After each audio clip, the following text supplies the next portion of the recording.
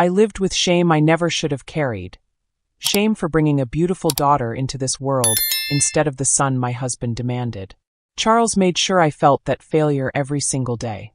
He'd look at our little Maggie with disgust, as if her very existence was my personal insult to his manhood. "You gave me nothing," he'd spit, his voice dripping with contempt. "A man without a son is no man at all." Those words became my daily poison, seeping into every corner of our home, turning what should have been joy into a constant reminder of my supposed inadequacy. For years, he made us both pay for my failure. He'd find reasons to strike me. Dinner served too cold, laundry folded wrong, speaking when he wanted silence. But the worst was watching him turn that same rage on Maggie. My sweet little girl would flinch when he walked into a room, her bright eyes clouding with fear she was too young to understand. I watched her shrink smaller each day, trying to make herself invisible, and something inside me began to harden like steel. I told myself I was protecting her by staying quiet, by absorbing his anger, by being the perfect target so she wouldn't have to be. But protection through silence only works for so long. The night I watched him backhand our 6-year-old daughter for spilling soup on his chair, something snapped inside me. As I held her sobbing against my chest, feeling her tiny body shake with confusion and pain, I knew things had to change. What I did next would alter the course of our lives forever. Some might call it justice. Others might call it something else entirely.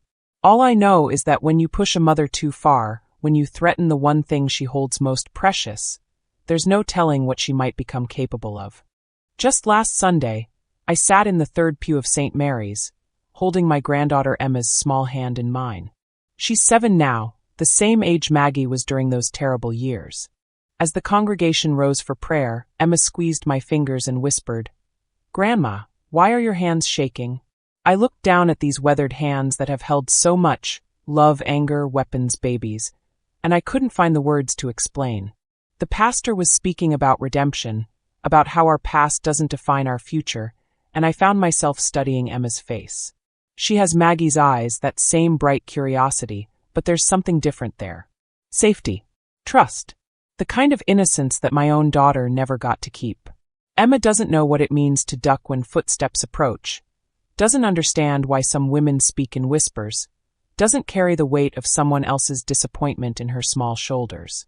Sitting there in that sanctuary, with hymns floating around us and Emma's warm hand in mine, I was transported back 40 years to a kitchen table where I made calculations that no mother should ever have to make. The same hands that now gently braided Emma's hair before church had once gripped cold metal with deadly purpose.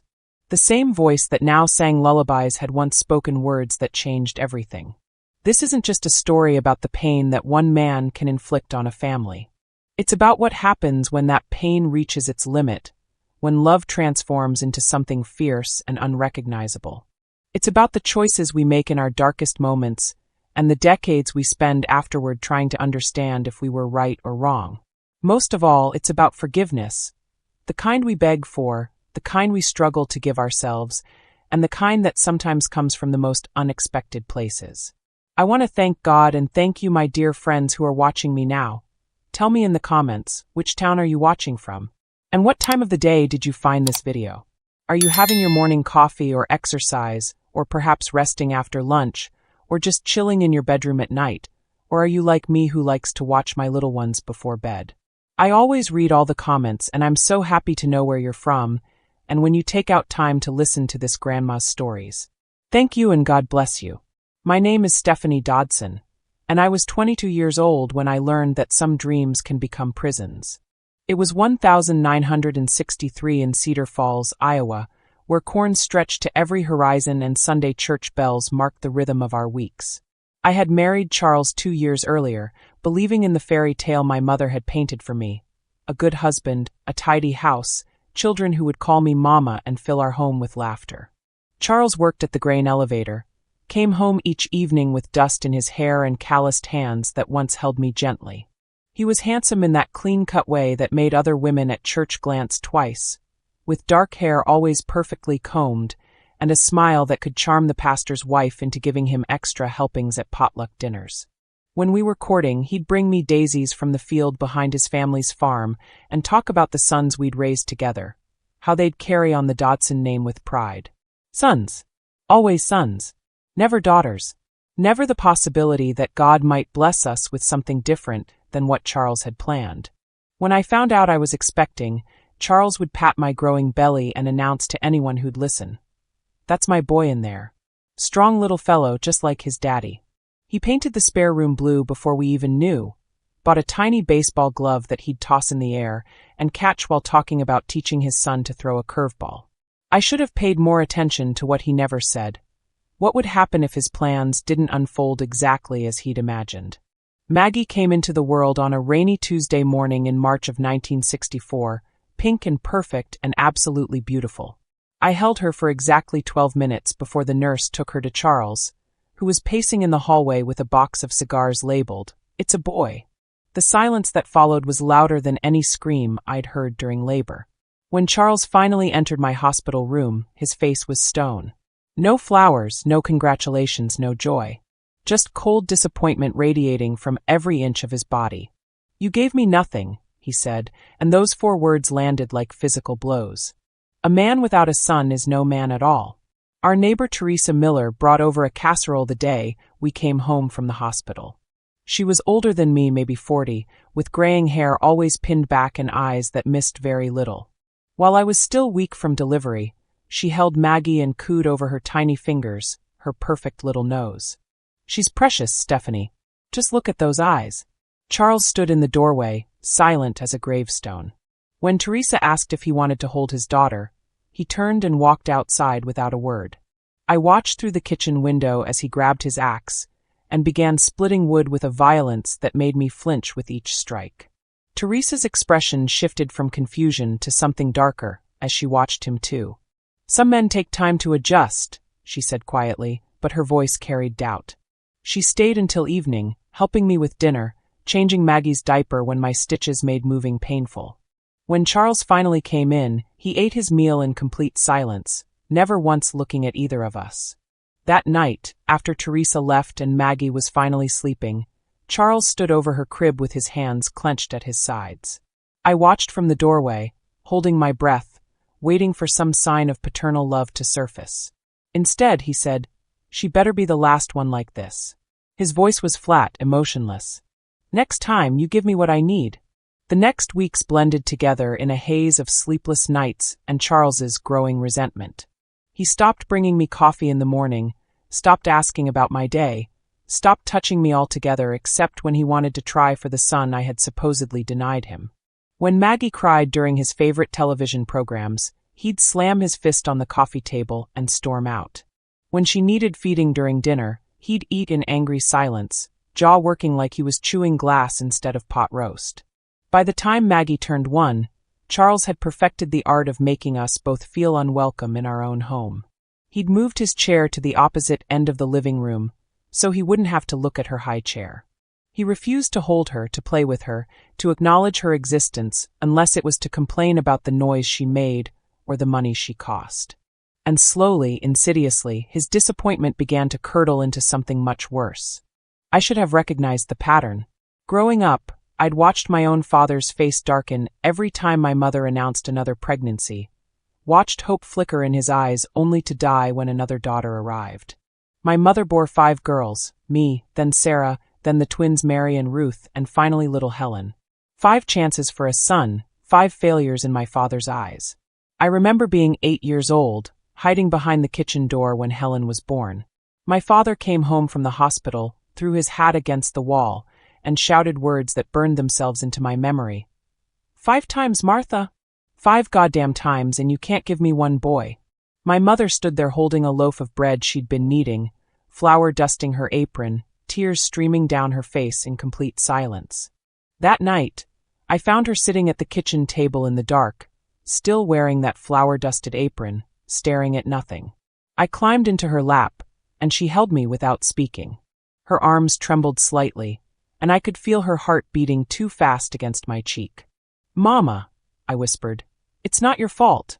She smoothed my hair with hands that smelled like yeast and sadness. "Sometimes, sweetheart, life doesn't care what we think is fair.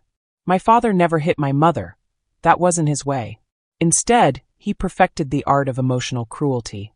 He'd talk about his friend Bill's 3 sons like they were precious treasures, describe his nephew's baseball games with such longing it made the air thick with resentment. At church, he'd clap other men on the back and congratulate them on their boys, then come home and eat Sunday dinner in stone silence while his 5 daughters chattered around him like unwelcome birds. I watched my mother shrink year by year, her laughter becoming quieter, her opinions voiced less frequently, her very presence seeming to apologize for existing. She began cooking his favorite meals without being asked, keeping the house spotless as if cleanliness could somehow make up for her genetic shortcomings. She'd send us girls outside when he came home from work, trying to give him peace in his own house, since we were apparently such disappointments. When I turned 16, I swore on my mother's Bible that I would never live that way. I would marry a man who loved children, any children, regardless of what they were. I would build a home filled with joy instead of resentment. I would never, ever apologize for bringing life into this world, no matter what form that life took. But life has a cruel sense of humor. Here I was, 23 years old, watching Charles's face mirror my father's disappointment with an accuracy that made my stomach turn. When he refused to hold Maggie, I heard echoes of my father walking past the nursery without stopping. When he complained about the cost of her diapers, I remembered my father muttering about feeding all these girls like we were stray cats he couldn't get rid of. The worst part was recognizing my mother's patterns creeping into my own behavior. I began making Charles's coffee stronger, the way he liked it. I started timing Maggie's naps around his television programs. I found myself speaking more softly, moving more carefully, trying to smooth the sharp edges of his mood before they could cut us. I was becoming my mother, and the realization terrified me more than Charles's anger ever could. But there was one crucial difference between my mother and me. She had accepted her fate, wrapped herself in silence like armor, and taught her daughters that a woman's job was to absorb disappointment gracefully. I remembered her silence, the way it filled our house like smoke, suffocating everything bright and hopeful. I remembered how it taught us girls that our worth was tied to what we could give the men in our lives, not what we deserved as human beings. I refused to let Maggie inherit that same silence. I refused to teach her that her existence was something to apologize for. Whatever it took, whatever choices I had to make, my daughter would not grow up believing she was born wrong. The first time Charles hit me in public was at the church potluck dinner in September of 1965. Maggie was 18 months old, toddling around in the little yellow dress I'd sewn for her, charming everyone with her babbling and bright smiles. She was trying to reach for a dinner roll when she knocked over my glass of sweet tea, sending it splashing across the checkered tablecloth. Before I could even reach for a napkin, Charles's hand cracked across my cheek with a sound that seemed to echo through the entire fellowship hall. The conversations around us stuttered to a halt. I felt every pair of eyes in that room turn toward us, felt the weight of their shock and embarrassment settling on my burning face. "Can't you control anything in your life?" he hissed, his voice low but carrying in the sudden silence. "First you can't give me a son, now you can't even keep your brat from making a mess." Pastor Williams appeared beside our table with a handful of napkins, his face carefully neutral. "Accidents happen, Charles. No harm done." But I caught the look he exchanged with his wife across the room, the way other families suddenly became very interested in their potato salad. Teresa Miller stood up from her table and walked over, placing a gentle hand on my shoulder. "Why don't I help you clean this up, Stephanie?" Her voice was steady, but I could feel anger radiating from her like heat from a stove. Charles straightened his tie, smiled that charming smile of his, and began talking to Deacon Brown about the weather as if nothing had happened. That night, driving home in the pickup truck, Maggie fell asleep in my lap while Charles gripped the steering wheel with white knuckles. "You embarrassed me tonight," he said without looking at me, "making me look like I can't control my own family."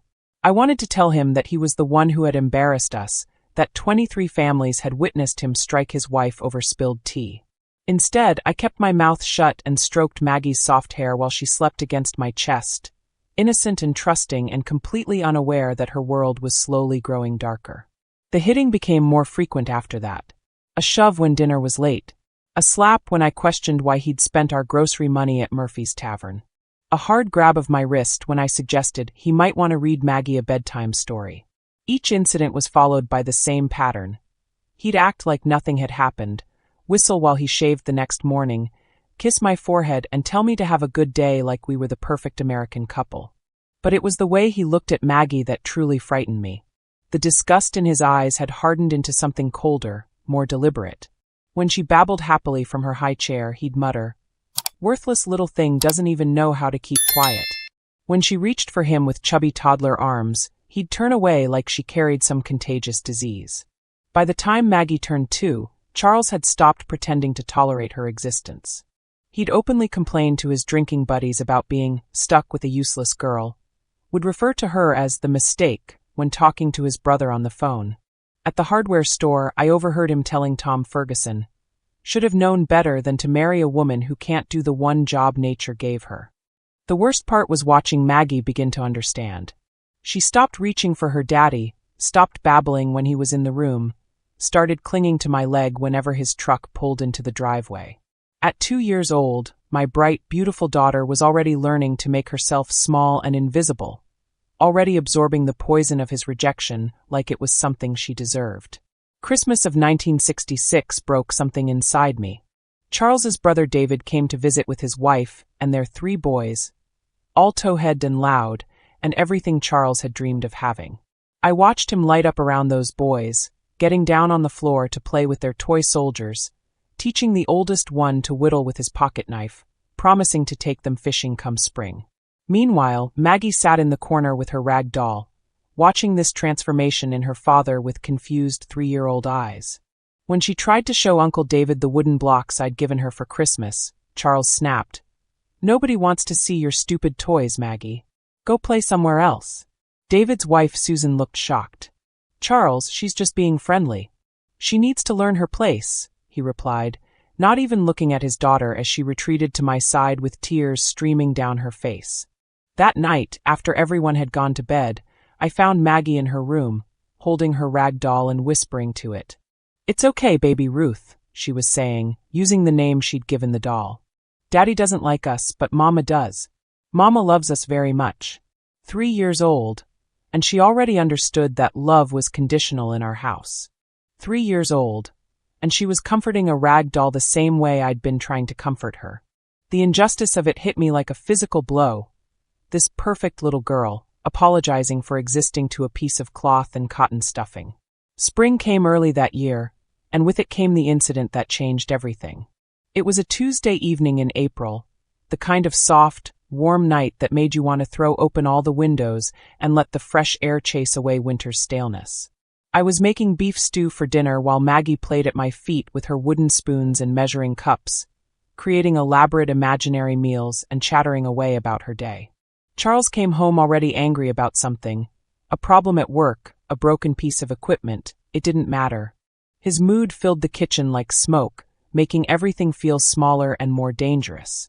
I served his dinner quickly, trying to keep Maggie quiet while he ate. But she was tired and cranky and kept dropping her spoon on the floor with metallic clangs that made him wince. "Make her stop," he said without looking up from his bowl. I knelt down and whispered to Maggie to use her inside voice, but she was 3 years old and tired and didn't understand why she had to be quiet in her own home. She started crying, that frustrated wail that all toddlers make when they're overwhelmed, and Charles's spoon clattered into his bowl. I said, "Make her stop. She's just tired, Charles. Let me put her to bed and—" His chair scraped across the linoleum as he stood up. In 2 steps, he was beside Maggie's high chair, his face red with rage. "You want to cry? I'll give you something to cry about." The sound of his palm connecting with her face was like a gunshot in that small kitchen. Maggie's wail cut off abruptly, replaced by shocked silence, and for a moment the only sound was my own sharp intake of breath. Then she began to scream, not the frustrated cry of a tired child, but the heartbroken wail of someone whose world has just shifted off its axis. I don't remember moving. 1 second I was standing by the stove, the next I was between Charles and Maggie's chair, my hands shaking as I lifted my sobbing daughter into my arms. There was a red mark blooming across her cheek, the perfect outline of her father's hand on skin that had never known violence before that moment. "Don't you ever touch her again," I heard myself saying, my voice low and deadly calm. Don't you ever lay a hand on my daughter again." Charles laughed, actually laughed like I'd told him the funniest joke he'd ever heard. "Your daughter? She's nothing. Less than nothing. And you?" He stepped closer, close enough that I could smell the anger on his breath. "You don't get to tell me what I can and can't do in my own house with my own family. She's 3 years old, Charles. She's a baby. She's a mistake. A useless, worthless mistake that reminds me every day of what you couldn't give me." His eyes were flat, empty of anything resembling love or regret. "And if you don't like how I handle mistakes, maybe you should think about that next time you decide to get pregnant." That night, after I put Maggie to bed and watched her fall asleep with tear tracks still drying on her bruised cheek, I sat in the kitchen and realized that something fundamental had broken inside me. Not broken like a bone breaks, sharp and sudden and screaming with pain. Broken like ice breaks in spring, quiet and inevitable and permanent. I had spent 3 years making excuses for Charles, telling myself that he was disappointed, that he needed time, that things would get better when he got the son he wanted. I had absorbed his anger, deflected his cruelty, tried to shield Maggie from the worst of his resentment, while still hoping that somewhere deep inside him lived the man I'd married. But the man I'd married would never have struck a 3-year-old child for crying. The man I'd married would never have called his daughter worthless. The man I'd married had been a lie, or maybe I'd been lying to myself about who he really was. Either way, that man was gone, if he'd ever existed at all. Over the following weeks, I began to pay attention to things I'd been trying not to see. I noticed how Charles's routine never varied. Home from work at 5:30, dinner, television until 9 o'clock, then 3 glasses of whiskey before bed while he cleaned his hunting rifle. I noticed how he kept the rifle loaded, how he'd sit in his chair with it across his knees, oilcloth in hand, muttering about things that had gone wrong at work or bills that needed paying or the general unfairness of his life. I noticed how he'd fall asleep in that chair most nights, chin dropped to his chest, rifle sliding toward the floor, whiskey glass empty beside him. I noticed how deeply he slept, how nothing seemed to wake him once the alcohol took hold. Not Maggie's occasional nighttime crying, not the creak of floorboards, not the sound of the back door opening and closing. I told myself I was just being observant, just paying attention the way any wife might. But late at night, when Maggie was sleeping and Charles was passed out in his chair, I found myself standing in doorways, watching him breathe, studying the way his fingers relaxed around the rifle stock, calculating how many steps it would take to cross the room. The thoughts came slowly at first, then with increasing frequency and clarity. What would happen if someone took that rifle? What would happen if someone used it the way Charles had always threatened to use it on anyone who crossed him? What would happen if the man who had terrorized us finally understood what it felt like to be powerless and afraid? Teresa noticed the change in me when she stopped by one afternoon in late May. Maggie was napping, and we sat at the kitchen table drinking iced tea and talking about nothing important, but I could feel her watching me with those sharp eyes of hers. "You're different lately," she said finally, setting down her glass. "Quieter. Like you're thinking about something heavy." I looked out the window at Maggie's sandbox, at the small depression where she'd been trying to dig a hole to China, and felt that strange calm settle over me again. Maybe I am thinking about something heavy. Want to talk about it? For a moment, I considered telling her everything. About the handprint on Maggie's face that had faded but not disappeared. About the way my daughter flinched when men raised their voices. About the rifle that sat loaded in our living room every night, just waiting for the right hands to pick it up. Instead, I smiled and refilled her tea glass. Just wondering how long a person should wait for someone to change before they accept that change isn't coming. Teresa studied my face for a long moment. "I suppose that depends on what you're willing to live with," she said finally. "And what you're willing to let your children live with." That night, Charles came home angrier than usual. The grain elevator had broken down, costing the company half a day's production, and somehow that had become my fault. He threw his lunch pail across the kitchen, knocked over the salt shaker during dinner, and spent the evening muttering about incompetent machinery and useless employees while he cleaned his rifle with violent, jerky motions. Maggie had learned to disappear when Daddy was in these moods. She'd eaten her dinner in quick, silent bites, then vanished to her room without being asked. I could hear her in there, playing quietly with her dolls, creating the peaceful world she couldn't have in the rest of the house. By 10 o'clock, Charles was deep in his whiskey, rifle across his knees, head starting to nod toward his chest. I finished the dishes, wiped down the counters, and walked through the living room on my way to check on Maggie. As I passed his chair, I paused and looked down at him. This man who had promised to love and protect us, who had instead made us afraid in our own home. His fingers were loose around the rifle stock. His breathing was deep and even, the way it always was when the alcohol finally won. The bruise on Maggie's cheek had faded, but I could still see it in my mind, could still hear the sound his palm had made against her skin.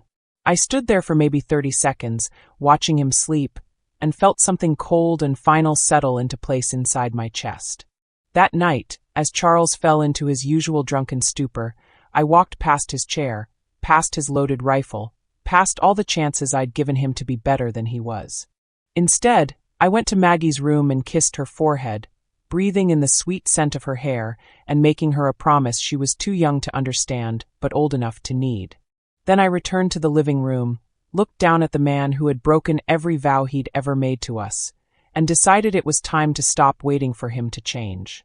I waited 3 more weeks, watching and planning. 3 weeks of Charles coming home angry, drinking himself stupid, and falling asleep with that rifle across his knees. 3 weeks of studying his patterns, memorizing the sounds he made, learning exactly how deep his alcohol-induced sleep could go. On the night I finally acted, everything felt different. The air was thick with an approaching storm, the kind that makes your skin feel electric and your thoughts crystal clear. Charles had been particularly vicious that evening. Maggie had accidentally tracked mud through the kitchen, and he'd screamed at her until she ran sobbing to her room. Then he'd turned that rage on me for raising a clumsy little beast. By 10:30, he was unconscious in his chair, rifle balanced precariously across his thighs, empty whiskey glass beside him. I stood in the kitchen doorway for a full minute, listening to his labored breathing, watching his chest rise and fall with the rhythm of a man who had no idea this would be his last peaceful sleep. I walked quietly to the basement and retrieved the can of kerosene we used for the old heater. My hands were steady as I unscrewed the cap, steadier than they'd been in months. I poured it carefully across the living room floor, creating a wide circle around his chair, the sharp smell filling the air like a promise. When I was satisfied with my work, I approached his chair and gently lifted the rifle from his lap. It was heavier than I'd expected, the metal cold against my palms. For just a moment, I considered the trigger, considered how quick and final that would be. But quick wasn't what Charles deserved. Quick was mercy, and mercy was something he'd never shown us. Instead, I raised the rifle above my head and brought the wooden stock down hard on the coffee table beside his chair. The crack was like thunder, and Charles jerked awake, his bloodshot eyes struggling to focus in the lamplight. "What the hell?" he started, then stopped when he saw me standing over him with his own weapon in my hands. The kerosene smell hit him then, and his eyes widened as he took in the wet floor surrounding his chair. "Stephanie, what are you doing? Put that down. This is for every scar on me," I said, my voice calm as church prayer. "And every tear you gave Maggie." I brought the rifle stock down across his left shoulder with all the strength I had.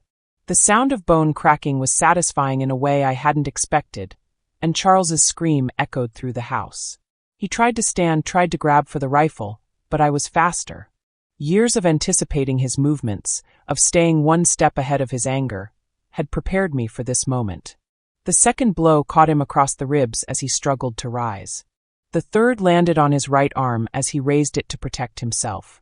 Each strike was deliberate, measured, designed to hurt without killing. I wanted him conscious. I wanted him to feel every moment of what was happening, the way Maggie had felt every moment of his cruelty. "Please," he gasped, blood trickling from his mouth where he'd bitten his tongue. "Please, I'm sorry. I'll change, I swear I'll change." "You had 3 years to change," I replied, bringing the stock down on his left knee. The joint bent in a direction joints aren't meant to bend, and Charles collapsed sideways off his chair onto the kerosene-soaked floor. He tried to crawl away, his broken arm dragging uselessly beside him, but there was nowhere to go. I followed him across the wet floorboards, the rifle stock finding its mark again and again, his spine, his remaining good arm, his other knee. Each blow was payment for a specific memory. The first time he'd hit me, the night he'd called Maggie worthless, Every morning I'd woken up afraid of my own husband. By the time I stopped, Charles was lying motionless on his side, conscious but barely breathing. His legs weren't working anymore, and his arms hung at impossible angles. Blood pooled beneath him, mixing with the kerosene to create dark, slick patterns across the wooden floor. I knelt down beside his face, close enough that he could see me clearly despite the pain clouding his vision. "You will never hit me again," I whispered. "You will never touch my daughter again. You will never make either of us afraid again." His eyes held an expression I'd never seen before, complete, helpless terror. For the first time in our marriage, Charles Dodson was powerless, and he knew it. I considered the matches in the kitchen drawer, considered how easy it would be to light one and watch him burn. But fire would take the house, and the house was where Maggie and I would build our new life. Instead, I called Doc Peterson and told him there'd been an accident, that Charles had fallen down the basement stairs in the dark. Doc Peterson was old and tired, and didn't ask too many questions when he arrived 20 minutes later. Charles was still alive, though barely conscious, his body twisted in ways that suggested he'd never walk again, never use his hands again, never be anything more than a broken reminder of what he used to be. "He's paralyzed," Doc Peterson told me after his examination, his voice grim. "From the neck down, most likely permanent. He'll need constant care, feeding, everything. It'll be like taking care of a very large, very expensive baby." I nodded solemnly, playing the role of the shocked wife. "Whatever he needs, doctor. He's my husband." But Charles and I both knew the truth. I wouldn't be taking care of him. I'd be putting him in the county facility where men like him went to die slowly and forgotten, where the nurses were overworked and understaffed, where accidents happened to difficult patients, where a man could lie in his own waste for hours before anyone bothered to check on him. The next morning, after the ambulance had taken Charles away, I sat at the kitchen table with Maggie on my lap, watching her color pictures of flowers and butterflies. She hadn't asked about the strange men who'd carried Daddy out on a stretcher, hadn't seemed curious about the smell of kerosene that still lingered in the living room. "Mama," she said, looking up from her crayons, "is Daddy coming back?" I smoothed her hair, marveling at how soft it was, how innocent her eyes remained despite everything she'd witnessed. "No, sweetheart. Daddy had an accident, and he won't be living here anymore." She considered this for a moment, then returned to her coloring. "Good," she said simply. "Now we can be happy." That night, I thought I had saved us forever. And in many ways, I did. Charles lived for 6 more years in that county facility, unable to speak clearly, unable to control his bodily functions, unable to hurt anyone ever again.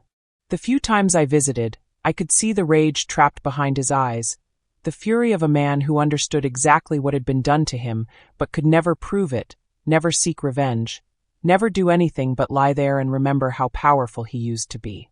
Maggie grew up free from his shadow, laughing and playing and becoming the bright, confident child she was meant to be. We moved to a smaller house across town, where no one knew our history, where she could run and shout and spill things without fear. I got a job at the telephone company, and we built a life that belonged to us alone. For years, I convinced myself that what I'd done was justified, necessary, even righteous. Charles had been a monster, and monsters deserved whatever happened to them. I had protected my daughter, saved us both from a lifetime of fear and pain. I was a mother who had done what mothers do, whatever it takes to keep their children safe. But years passed, and Maggie grew from a frightened little girl into a strong young woman who married a gentle man and gave me grandchildren who never knew what fear tasted like.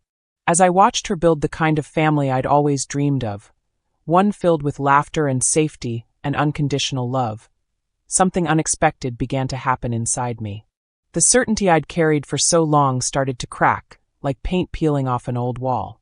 In quiet moments, usually late at night when sleep wouldn't come, I'd find myself thinking about Charles not as the monster who'd terrorized us, but as a broken man who'd probably learned his cruelty from his own father, just like I'd learned my silence from my mother. I wondered if there might have been another way, some path I hadn't seen through the haze of my own pain and desperation. The weight really hit me one Sunday morning when I was sitting in the third pew of St. Mary's, holding my granddaughter Emma's hand while Pastor Williams spoke about forgiveness. Emma was 7, the same age Maggie had been when I'd finally found the courage to change our lives. But looking at Emma's face, so open and trusting, I couldn't imagine anyone wanting to hurt something so innocent. I couldn't understand how I'd ever been married to a man who could strike a child, and I couldn't understand how I'd become someone who could cripple another human being, even in defense of that child. "Grandma, why are your hands shaking?" Emma whispered, and I realized I was gripping the pew in front of us, so tightly my knuckles had gone white. That afternoon, I drove to the cemetery where Charles had been buried 2 years earlier. The headstone was simple, just his name and dates, paid for by the county since there was no one else to claim him. I stood there for maybe an hour, looking down at the grass that had grown over his grave, trying to find words for everything I'd never said. "I don't know if you can hear me," I finally whispered. "I don't know if I want you to. But I need to say this. I'm sorry it came to that night.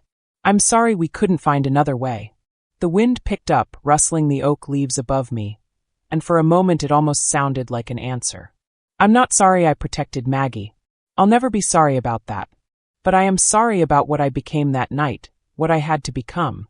That evening, I found myself on my knees in my bedroom, hands clasped so tightly they ached, words pouring out of me like water from a broken dam. "Lord, forgive me for the blood on my hands. Forgive me, for I did not know another way." The tears came then, tears I'd held back for 15 years. Tears for the woman I used to be and the woman I'd had to become, and all the space between them that I'd never been able to bridge. I prayed for Charles's soul, something I never thought I'd do. I prayed that wherever he was, he'd found peace from whatever demons had made him into the man who could hurt a child. I prayed for Maggie, that she'd never have to make the kind of choices I'd made. And I prayed for myself, that God could see past what I'd done to the heart behind it. The heart of a mother who was only trying to protect her child. Even now, sitting here decades later with Emma's warm hand in mine during Sunday service, I still wonder if what I did was right. I wonder if there was another path I missed, some way to save us that didn't require destroying him.